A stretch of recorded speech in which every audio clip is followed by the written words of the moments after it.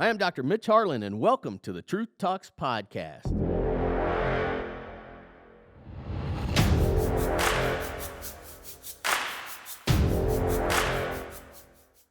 This week's episode, we sit down with Richard Romito.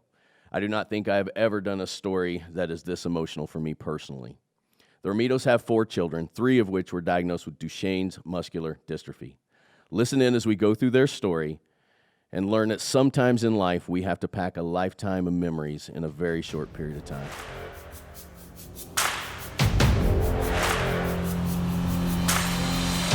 Hi, I'm Dr. Mitch Harlan, and welcome to the Truth Talks podcast.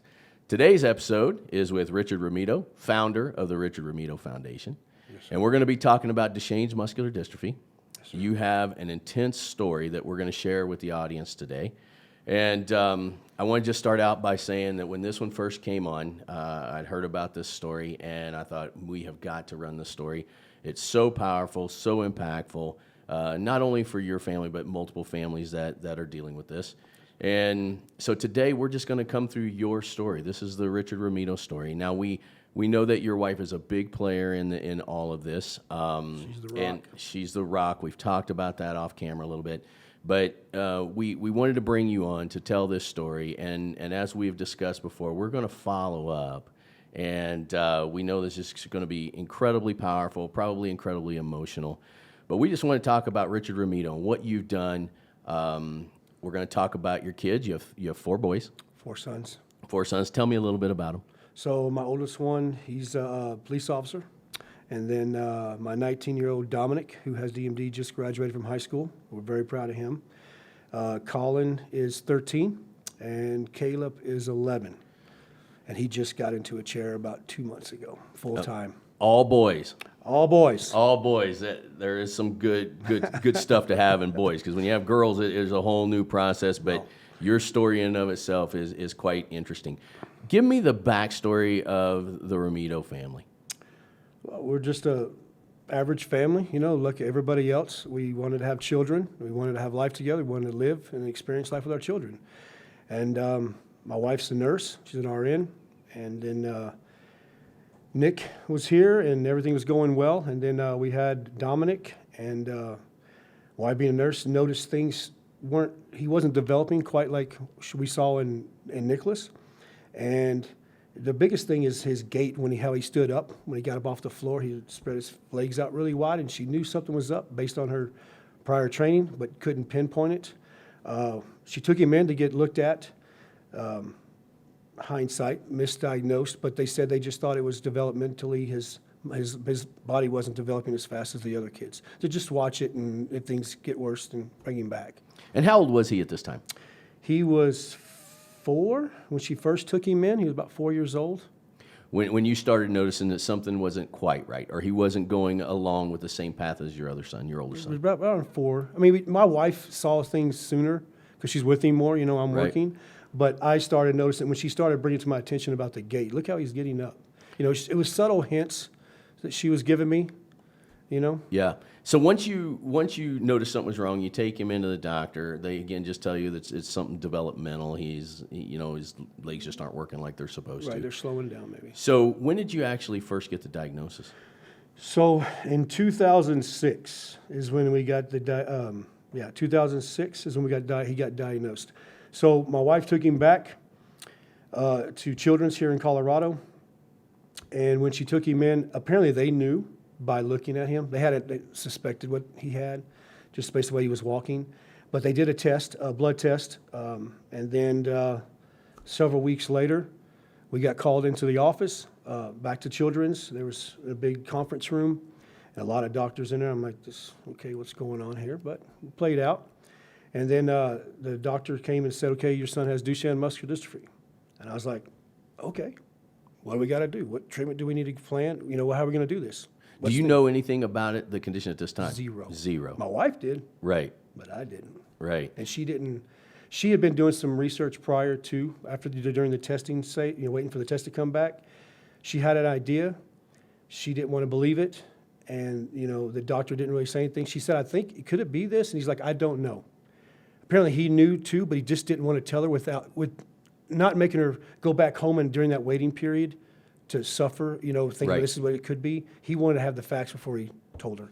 So that's what happened. And when he told us, your son's got Duchenne Muscular Dystrophy, I said, okay, well, again, like, let's get busy with what we have to do. He goes, no, Mr. Romito, you don't understand. I'm like, okay, what? And he goes, your son has Duchenne Muscular. There's no treatment. There's no cure. You need to take him home, love him, provide him the best quality of life you can. And I said, And then we left. And is that when you started to do your research? Oh, yeah. So when I you're had no idea what the heck this thing is. so when you're doing the research on this, tell me kind of what you went through with that. Everything you see, it's 1 out of 3,500 children are born with this. Predominantly boys, too. Predominantly boys. They stop walking between 8 to 10, 8 to 12, depending on what you read. They're on breathing machines. They're in their late teens, and they pass away in their mid to late 20s. I mean, like, whoa. I had a whole life plan for my boys, Yeah, so you're getting this diagnosis for the first time. You're reading this information for the first time. There's more to this story, though. Well, we had another son who was just born. Collin had just been born.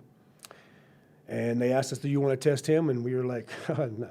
We weren't ready for that. Not in one, no. We weren't ready for that.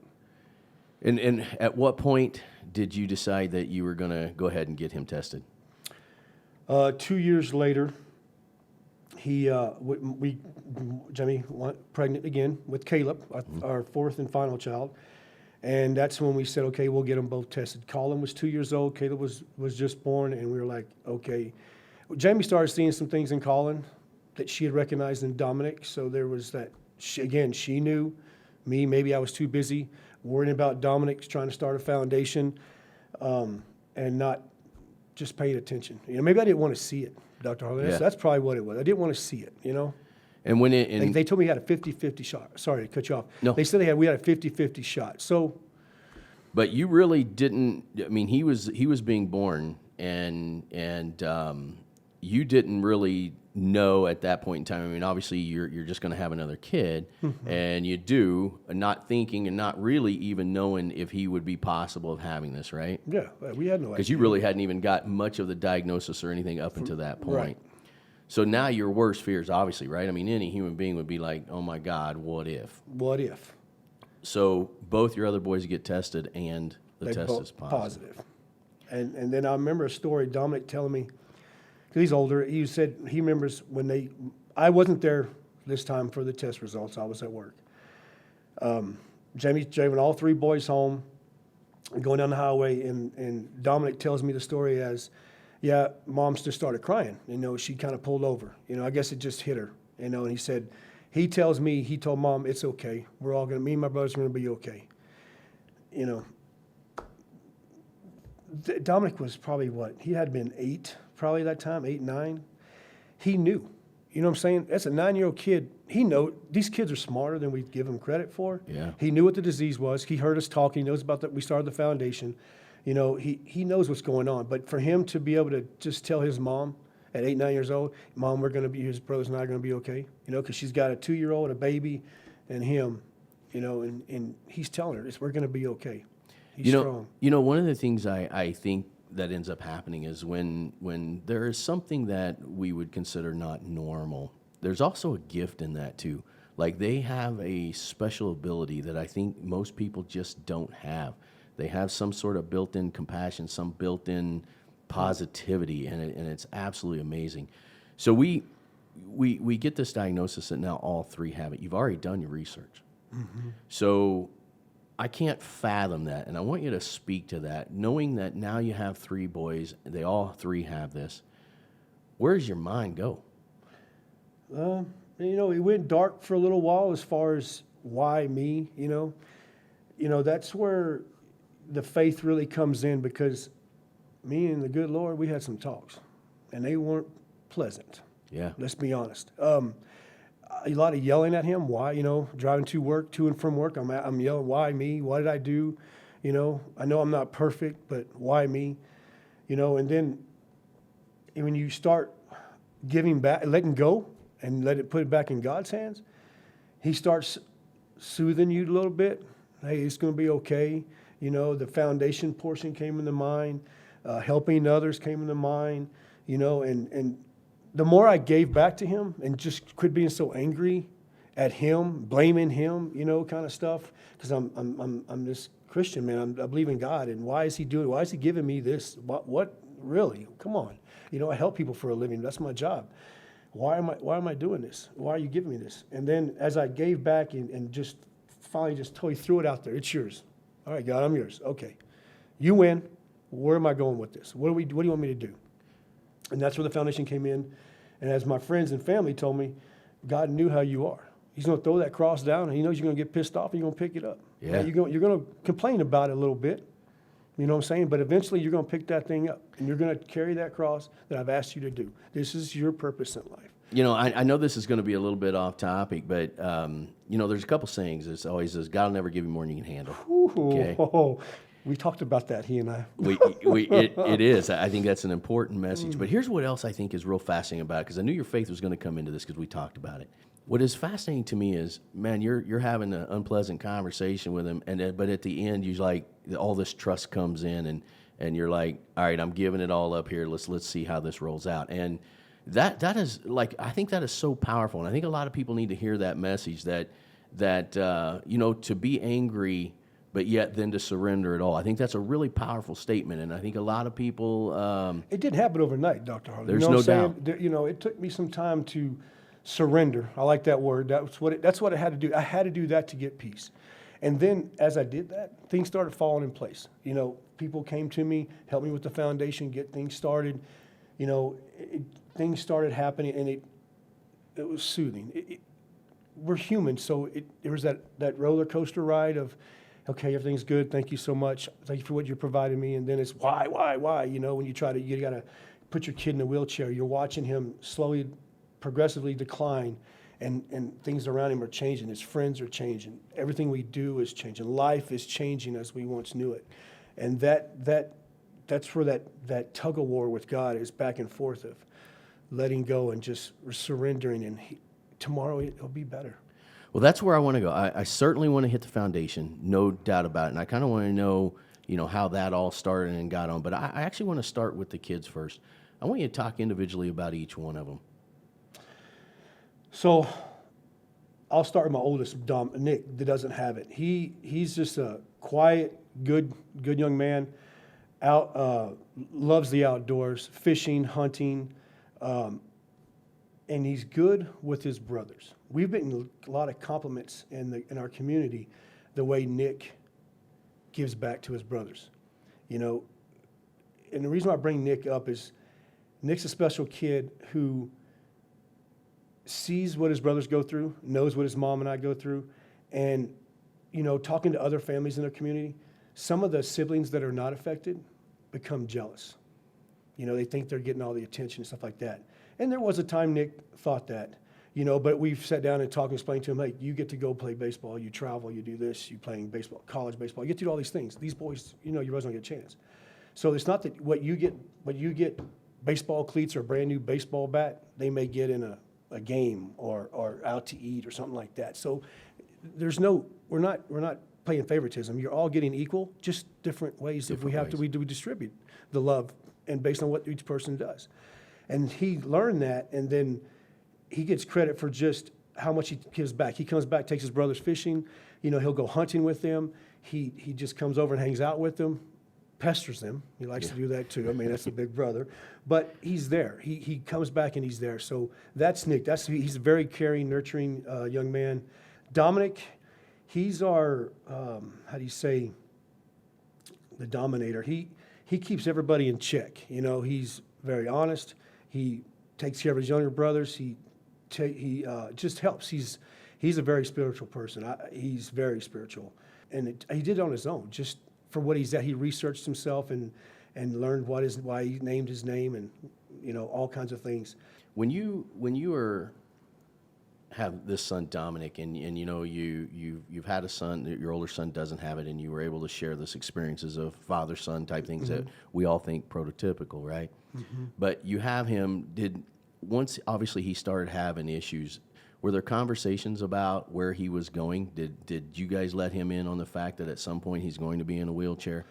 Yeah, so when we start, so that goes back with the foundation. So when we started the foundation, the first thing I heard talking to families and traveling with them was camp. I mean, we all want a treatment. We want to save our children. That is foremost the number one thing. At the same time, we want our quality of life. That was a big name I heard, or saying I heard, traveling and learning from meeting other families.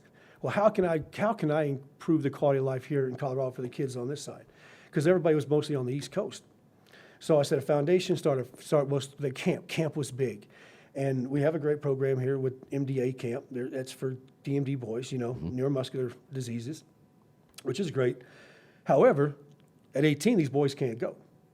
So I had met some older DMD boys here in Colorado and realized they don't get to go to camp anymore. So that was my big drive. You can't do what? No, you're going to go. Because I've heard as I travel how important that is. That's where they get to feel equal. Everybody's the same. They don't be looked at differently. And that's what they wanted. So Dominic, when he was going to camp, was still walking. Different, slow, little, you could tell. But camp was something where he saw the boys in wheelchairs. And there was some controversy on whether some of the younger boys families wanted their kids to go to camp because they knew the older boys at camp were all in chairs. Yeah, and had difficulties. I think that's super important, right? Because we focus on how we see the issue, and that's why I'm glad you're talking about this. Is how they see the issue. I mean, it's like to me. I mean, if I'm sitting here imagining it, that I walk into this place and I'm going to see my future, right? I can see exactly how people would see that, and that's why I was always curious. Did he ever say, Dad, I'm going to be in a wheelchair. What do we do? No, he wasn't that kid. He just go with the flow, maybe. You said earlier, he has compassion. They have this special gift that they can understand. They have compassion. He knew how to settle himself down and deal with it. I don't know how he did it. I couldn't do it. But he was there with the boys. He was helping them. He was feeding them. The older boys. He was bringing them food. He was doing things and being a part of it, And then I remember one time at camp specifically, somebody said, "Hey, Romito, hey, the boys are talking about when they stop walking, Dominic's in there." And my first thing was, okay, you know what? Let him. I want him to see. See, my approach was, and believe me, my wife wasn't happy the first camp we ever put on. No, she was about ready to kick me out the door. Because she knew, her being a nurse, knew what we were going to see. Me, I had no issues. I had no idea what we're going to look at, right? It was going to be fine. Kids are going to go to camp. Everybody's going to be happy. We're going to eat food and play games. We're going to put smiles on these kids' face and make memories. But she knew. I didn't. So when they said that, I was like, I want Dominic to see that there is life after the wheelchair. Because these boys are happy, positive. Now, they're teenage boys. Right. They're going to have issues, girl issues, whatever. But I wanted him to see that life is still after that, and to me, it worked because now everything that he learned from the older boys, he's giving back to the younger boys, being that role model for them. Like this family that I'm going to talk about, I'm backing up a little bit, Doc, is when the Dominic was diagnosed, the doctor told me there's another family in Colorado that have 3. This is a great story, and because there's always a ghost in every story, right? And this doctor's kind of a ghost in the story. I love the story. Go on with it. Okay, so he told us he had been telling us there's another family here in Colorado that have 3 boys with DMD. You're not alone. Yeah, I don't want to hear it. And he said, "Well, I want you to meet them." I didn't want to meet them. Jamie did, right? Because Jamie's looking for. She's looking for camaraderie, somebody she can talk to, share things with, and things like that. Me, I'm going to fight. Okay, I don't want to talk to anybody about this. I'm going to go fight this. We're going to make this happen. Possibly a little scared of what you might see. Well, exactly what it is, but let's not say that. Okay. But yeah. Okay. Exactly. I'm not ready for that. Okay. Right. It's not where I was at. So he knew what was going on. He knew how it was. I'm bullheaded. I said, no, it's no, and that's the end of it. However, I said, okay. He said, he called Jamie, said, hey, he's going to take us out to dinner. Have a dinner date. Okay, cool. So we go to dinner, And who's there? This other family, the Harans. Sit down, have a nice dinner. Everything's good. And it worked. But to meet the family, they said, come by. Hey, you work? We live where you work. I was like, huh. The doctor arranged this. Oh, yeah. Oh, yeah. He arranged this dinner date for us to meet. Yeah. Because they're ready to meet us, right? I understand their side because I like to meet new families and tell them, hey, man, we're here for you. Yeah. We're here. You know, we may not experience everything you're going to experience, but we experience some. You know, because every child's different. The disease affects them differently. But we're together, man. You're not in this alone. You know what I'm saying? So I understand why they were so happy to see us and meet us. So we met, and then about, I would say, a few weeks, 3 weeks later, I finally had the courage to drive to that family's house. And I met the boys, and the rest is history. They can't get rid of me. You know, Yeah. now I give them crap. So they're great. They're all older, you know, and they're inspiration because they're surpassing the life expectancy. You know, those three boys have exceeded what they said. You know, mid to late 20s. They're in their late 20s to one's, well, I think 30, 31. So that's positive for us. You know, that's good to see that through diet and through education, there's no treatment, no cure, but just doing some of the little things right. You know, dieting, how, you know, living life. Those guys do a lot of stuff. You know, their family's very involved with their boys, and they go out and they do a lot of stuff. So it's encouraging. So obviously, you know, with Dominic, he was that guy that had the personality to kind of take it and run with it. How about the other two? You know, Collin, he's just my laid-back sports guy.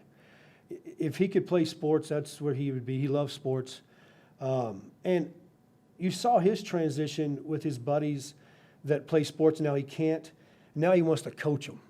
So, again, his thing is, well, Dominic would be spiritual into helping others, okay, understand what they're going through, and to be there, right? That's his thing, people. Yeah. Collin is sports. Well, now he can't play with his buddies, baseball and soccer like he likes, but now he wants to coach them. He wants to be their coach. So he's handling it okay. You know, does it one-on-one every now and then when he can't do something, it's just sad I can't go with him, I can't do this. Birthday parties, going to certain events. But he's got a couple friends that their families invite Collin to do stuff, but they make sure that Collin can be part of it. Because he's 13, He's real 13. Real pivotal age. Oh, yeah. Oh, Real yeah. pivotal age. Are you starting to see that he's talking more about what he can't do, or where is he at kind of in his emotional? You know, I don't say, well, the school being gone now, being out because of this COVID stuff, he doesn't really say much about what he can't do. Before, he would be more upset that he couldn't, how do you say this? Just people would pick on him. You know, that 13-year age, them kids still a little naughty, you know what I'm saying? So he's got a buddy that takes care of him and stands up for him, so that's really good. But Collin's doing well. He's doing well, and now he's plays video games, or he wants to go. He likes to go and watch his buddies play baseball, and then the football thing. You know, with high school, he goes to high school next year, not this year, but next year goes to high school. He wants to coach. He wants to be there. Like Dominic was manager for 4 years. Again, Dominic was the spiritual guy for the football team, for his high school football team. Somebody got mad at a ref or got mad at a call or just mad. You see him cruise over on his wheelchair. Hey, man, it's okay. It's just one play. Yeah. You know, you made a mistake. Next time, go out there, learn from it, and make it better. That was his. He was the talker, the inspirational guy, the pep talk for the kids to make them feel better. Yeah. You know, and Collin, he just wants to be out there to help them. Kaleb, we still don't know where he's at yet. And he's 11. He's 11. That's my hard head, bud. Okay. If he would probably like to get in a race car and drive fast and run people over. Right. He don't care because he runs over with his chair now with his little toes. But Kaleb is he likes food. He likes to cook. He likes that stuff. It's hard for him right now because the last 2 months is when he stopped walking. So he started falling. So he's there now. Like I said, if we'd have been here 3 months ago, he was still walking slowly. But now the last 2 months, he's done. He can't stand and do anything anymore. He's done. He's in the chair. And let's talk about that. This progresses extremely rapidly. Yep. And it's hard to predict when that's going to happen. Mm-hmm. But when it happens, it goes quick. And you know, part of the reason that we tell these real life, real people stories is because we want our listeners to be able to take the entire picture from everyone's perspective. And I'm a father. Producer Chad's a father. You know, everybody thinks they have issues with different things, right? And I mean, we are all about just saying it like it is. And I don't know how I could do that. I mean, when a person is just being real honest, I mean, I have that same personality of wanting to help and wanting to make things right. And how do you get through it? You have to have faith, and you just offer it up, and then it's a sacrifice. You know, when the boys, they all have 3 DMD. Okay, that's my life. This is my life. Okay, they require us to get them in and out of bed. They can't roll over in bed. They can't get out of bed themselves. They can't dress themselves. Fortunately, Dominic can still feed himself a little bit, which is helpful. Collin, not so much. Collin's the weaker one of the 3. And then Kaleb can still do he can still do the eating himself. So that's helpful. But he can't get out of bed, can't get dressed. But these are things you do every day. And you just come to the realization, this is my life. Yeah. Okay? You take sacrifices. Is there things I want to go do? Maybe I want to go play golf with you. But today we don't, right? I got to take care of my boys. Yeah. They come first. You know, I'll catch up with you guys later. And that's the way it has to be. You have to have that mindset. If you start wandering or drifting away from what life is, as far as your selfishness life, my boys are going to suffer. Yeah. And that's not their fault. You know what we always find, though? We always find when one thing is taken away, another thing happens. How has these boys and their condition, though, all the positives you find in life, like, you know, something small happens, does it even register in your world right now? Oh, yeah, just little things they can do. When they go outside the door and go talk to people, the neighbors, or we go somewhere and they talk to somebody, that's good because they're not afraid of that chair. You know, they're standing up and this is who I am. I'm Dominic Romito, I'm Collin Romito, I'm Kaleb Romito. This chair is my legs. I'm no different than you. I just get around with the chair. They're cognitively, they're fine. You know what I'm saying? They're smart. Yeah. What I mean, though, is do you draw a ton of inspiration from them? I mean, they get this, you know, what I always find out about these stories that just absolutely just churns my emotions is you find out so much about who you are, about who they are, and about what you can do versus what you can't do. And I can only imagine that there's tons of stories that normally would affect us. We take COVID, for instance, you know, all people who have children that are, you know, they're healthy kids. Do we take them back to school? Do we not take them back to school because we're worried about this COVID thing? Obviously, you got to worry about that, but you got to worry about all this stuff otherwise as well. And I think that's the thing that we want people to understand. This has been a fear of yours way before COVID or any of that stuff has taken place. That's where I kind of want to go with that, is where do you draw the strength? I mean, what life lessons have they taught you? Well, one, you don't give up, okay? Life goes on. It's okay. And you know what? You can persevere through. It's just be strong. They're having me be that guy that slows down. Patience, relax. It's going to be okay. It's okay. You know, trying to get a house, going places, Dominic's like, Dad, it's okay. It's okay. People are going to stare at us. You know, we're at the point, we don't care where we go. That's our kids. We love them. You can stare at us all day long, which we get a lot of stares. Yeah. We go to the zoo. We go to a restaurant. Oh, go to a restaurant. You ought to see that stuff. Everybody's just staring. Us driving with 3 kids down in wheelchairs, and everybody's trying to scoot their seats out. I don't get embarrassed. My kids don't even get embarrassed anymore. Yeah. Okay? This is who we are. We're the Romitos. Yeah. Which is powerful in and of itself. You know? Yeah. Tell us a little bit about just the day-to-day life struggle. Again, getting them out of bed.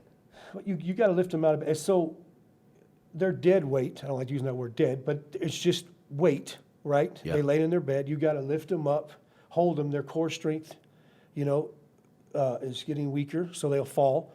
And you got to get them up, lift them up, put them in the chair, then put their clothes on them, dress them, socks, shoes, brush their teeth, feed them. You know, you have to do all that every day. And that's for my wife. When I'm at work, that's her in the mornings. Not just 1, not 2, but now 3. Yeah. It's a process. Entire process. I mean, just thinking about jumping in a car and going somewhere. We that's talked not about happening. that. No, that's not Yeah. happening. No, we plan. If I'm going to meet you at 1 o'clock, 11:30, we're already, well, 10 o'clock, we've already started stuff. Because then, let you honest here, sometimes you eat in the morning, have breakfast, you got to go to the bathroom, okay? Yeah. That becomes an issue. Okay? Yeah. So now we got to do that. That backs us up a little bit. Get that taken care of. Then redress them, get them dressed, get them out the door, get them in the van, lock them, strap them down, and then we put in drive and go. Yeah. That's a process, okay? Yeah. We start a couple hours early if we got to be somewhere, at least 2 hours early, and then the time of day you frame. Is it bathroom time? Is it not? Sometimes the boys, they'll take sacrifices. Hey, you know what? We don't want breakfast today because we know we're going to get up and go. Let's say we're going to go see you somewhere. It's a couple hour drive. Well, they're going to wait because they don't want to be late either, right? So they're going to sacrifice fasting. We call it fasting, right? That's healthy for them at times. Yeah. So they'll fast. And then we'll get to where we're going, then they'll eat, and then we'll make arrangements. We know where the bathroom's at to take care of what we got to do. So everything's logistics, planning. I mean, it's a lot of work. Yeah, you even hear that with just one, let alone three, right? I pulled a picture off of your Facebook, though, and as I was getting familiar with the story, and you can just look in their faces, and you're like, oh, these are just good human beings right here. Oh, they're awesome. You can tell. I mean, you can just even tell in pictures. You're just like, oh, just incredible human beings. Where do they feel they're at right now? Do they feel like things are going the way they want to? Are they happy? Are they living the best life they can? I want to think they are. I'm trying my best. I know they're happy. My neighbors and friends that know the boys, they always say they seem so happy. You guys are constantly doing. We get praised for what we do. The foundation taking the boys hunting, sporting events. Sporting events are shut down now, but last few years we joined with another organization to take these boys hunting where they can harvest an animal. Even if they don't harvest, they don't care. They're all together. And we're bringing the families together. The moms are building that community and trust and love. The fathers are getting closer. I mean, the fathers is hard, man, because the moms, they see in the jail a little bit easier and they can talk a little easier to one another and share. The guys, we're a little hard. It takes me some time and it takes some man to man straight up. Hey, Mitch, what's wrong? Talk to me. Yeah. Well, everything's fine. I don't know if I can say this. Don't BS me, okay? Yeah. Now's the time to talk. All of us here, we're all dads. We're all brothers. We're all in this together. What do you hear? What do you hear from fathers? Again, why me? This wasn't what I planned. I wanted to do this. I want to do that. And and then it's all on me a lot of times now because it's like, you got three, man. How are you dealing with this? How are you so upbeat, planning these events, doing these things? Dude, it's not me. It's the good Lord. Yeah. He gave me the strength. He's using me as an instrument, man. Believe me, if you know what I want to be doing? I want to be playing baseball with my boys, playing football, doing something else. And then having to do all this. Let's be honest. Yeah. But that's not what he had in store for me. Yeah. He wanted me to help others with DMD. He gave me three boys so I'd understand it and that I would carry that cross and we would go and do stuff. We would help others. That was what he wanted me to do. This is where we're at. I've accepted it. And that's another thing, is tell these dads, you need to accept where you are in life. Okay? I mean, we can always make it better, but accept what you've been given and make the best for that child. Love him. Love your wife. Yeah. Your wife deals with it. The moms have so much guilt. Bro, you know what I'm saying? The wives have guilt because it comes from them. Yeah. They live with this every day. And the last thing we do is, oh, you take care of that. I'm going to go play golf with my friends. No, man. You can do that, but space it out with your wife. Give her some time. She needs a break, man. That's every day. Every day, yeah. When we produced, Chad and I, when we did the autism podcast, there's this letter that has it's welcome to Holland, right? So you plan on going to one trip, you end up in a different place, but it is different, and there's blessings in all of that too.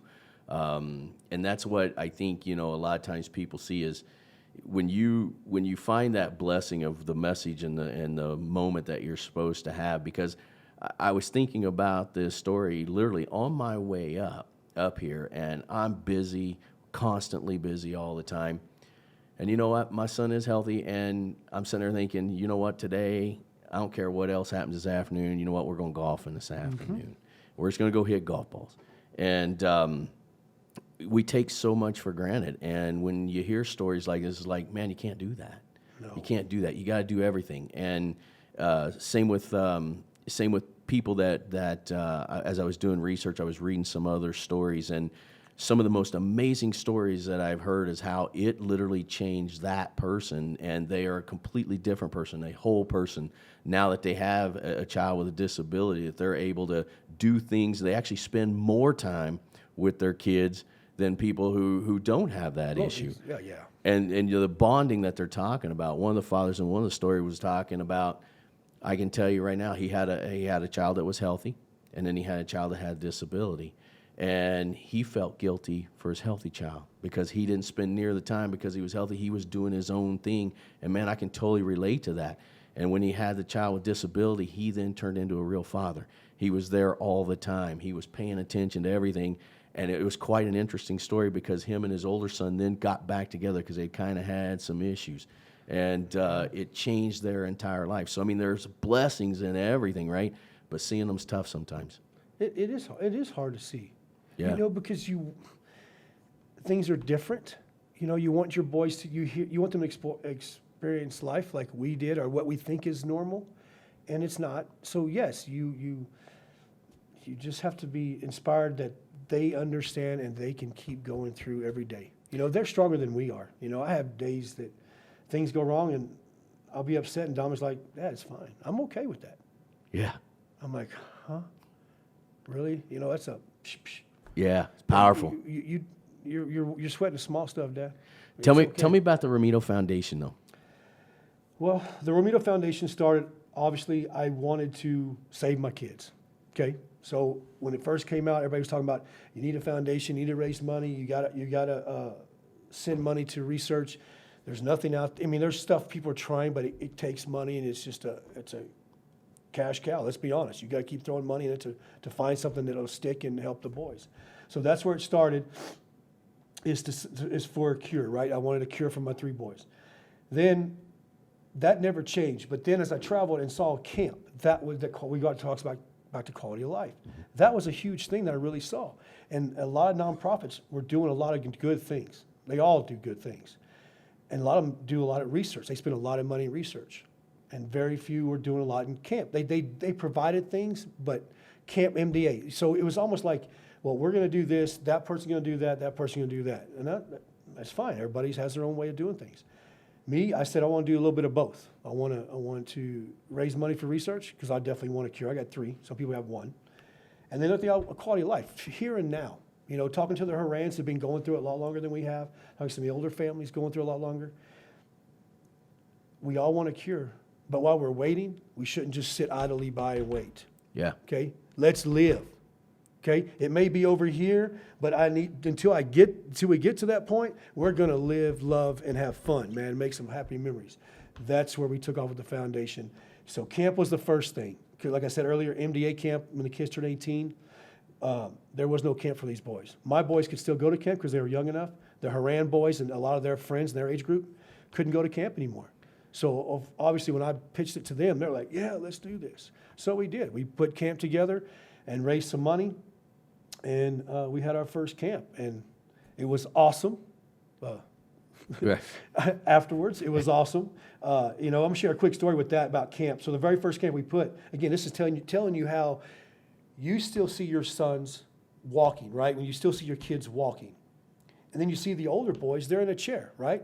Cognitively fine, they talk to you, they tell jokes, they're funny. You know, they're just like us, right? Yeah. They just sit in a chair. So camp goes on, we're having a great time. It's time for bed. I'm a counselor for this one young man. He's like, it's time for bed. I pick him up in bed, set him on the edge of the bed, he falls over. Boom. Right? I turn around, I'm gonna go get his chair situated, get everything around. I hear, hey. I'm like, what? I look around, he's laying there, you know, he's laying on the side. He said, you gonna take care of me? You gonna fix me? Put my pillow and stuff like that? I'm like, huh? He said, I can't move, Romito. And I was like, oh, it's one of the Haran boys, right? And I was like, that was the reality. That's when I knew what my wife was talking about. I had no idea, right? Yeah. My kids are walking with DMD. These boys are in a chair with DMD. and they're funny, and they're laughing, and they're talking just like you and I. Okay? I don't think of everything else, right? It's just a human being. But then when I put him in that chair and he falls over, reality. Yeah. He can't move. That killed me. I went outside, and my wife's like, I told you, this is what I'm talking about. You weren't ready for this. And I said, no, I wasn't ready. You know, and then I calmed down, chilled out, said a prayer, go back inside, and then I slept good that night, except for another lesson. I'm sleeping good. I hear, Reg. What the heck is that? You know, I hear a noise. I'm like, yeah, man, you all right? Well, you all right? He says, yeah, just rolled me over. Oh, you just want to be rolled over.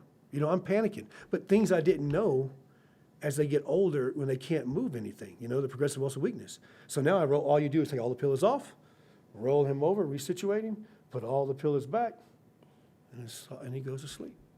But things I didn't know. Wasn't ready for this. But then after that night, that was the first night, night one, then I was ready, expected, and then it was just, again, giving up, letting go. This is how it's going to be. Okay. Learn from this. Take these experiences and learn from it. Yeah. Make it better. Yeah, that is so powerful. How do people donate money to the Romito So they can go Foundation? to the Romito Foundation and .org, and there's a donation page there, you know. And just so people know, the money goes, the boys like sporting events. If we ever we'll get back to that. When that happens, they like to go to sporting events, right? We take them hunting. They get to deer hunt or turkey hunt. And again, if they don't harvest anything, just them being there for the weekend, because everything's paid for, the whole thing's paid for. The parents don't pay for anything, the kids don't pay for anything. The other thing is, the new thing we're working on is, obviously we found out the hard way, and that is help modifying their homes. You know, modifications to homes, vans, down payments for vans. I have 2 big, large vans, and no help, you know, just I had to go about paying for myself. The floors are run about $6,000 to change the floor out, and then the lift is another 12 to $10,000 for a lift. And these families need this, you know, to change their bathrooms, their pre-existing home into a 0-inch bathroom. You know, that can run about 10, 15 grand, and I want to be able to provide that. That's what these families need for quality of life. You know, it's the whole thing of quality of life. You know, and those are ways we can help people. And you know, your name, we can put you out there, and if you want to help on a project or a van, you know, we'd be more than willing to sit down and talk to you and see what family we can help you. Yeah, because there's a lot of stuff a lot of expenses that don't get covered. Oh, And we were talking to earlier that you know, some families give up because they just can't handle it, and that's why it's super important to get people to donate to the foundation. And you know, there's always a lot of people out there that have, you know, just, I would imagine that anything helps. So anything that a person can do would help dramatically. And as you've, you know, obviously described, there's just so much help that's needed, so many things that they need that just aren't covered by insurances or whatever. And so we certainly want everybody to go to the Romito Foundation, donate whatever you can. And if there's somebody out there who just happens to be abundantly blessed, you know, any of that and all of that helps, I'm sure. Look, we're just here. We're just an instrument of God, just helping His people with Duchenne Muscular Dystrophy. That's who we are. And if anybody's willing to help us, we'll take your help. And we appreciate it, because we're just giving back. It's just a constant giving back. You give to us, we give to them, and we just keep pushing it out. That's what we do. What a great thing. And it's an incredible story that you have. It's just mind-blowing to me. When this one first came across, I was like, oh my goodness. Number one, it's just the courage it takes between you and your wife, the work it takes. We understand. It's fun to see these boys happy and healthy. That's what it's all about, That's right? what it's all about. And for them to be able to live a normal life, it takes money. Everybody gets that. And it's harder, but if we get enough donation, get enough people to donate money in there, these kids can live in a magnificent life. And I can't tell you how much I appreciate you coming on here, sharing this story. Well, thank you for having me. Yeah, it's important to us. True Talks, it's real people, real stories, and this stuff is important to us. And I know we've talked off camera, and you did real well, man. You thought you were going to melt down, and you did really well. It's tough, man, and you know, the road's not done. No. And if we can get a whole bunch of money, maybe find a cure for this stuff. It's what we're all there for. There's a lot of people trying, working hard for us. That's awesome. Richard, I appreciate you coming on our show today and sharing your story, and I can't wait to get this out there. Thank you, sir. Thank you so much. Thank you.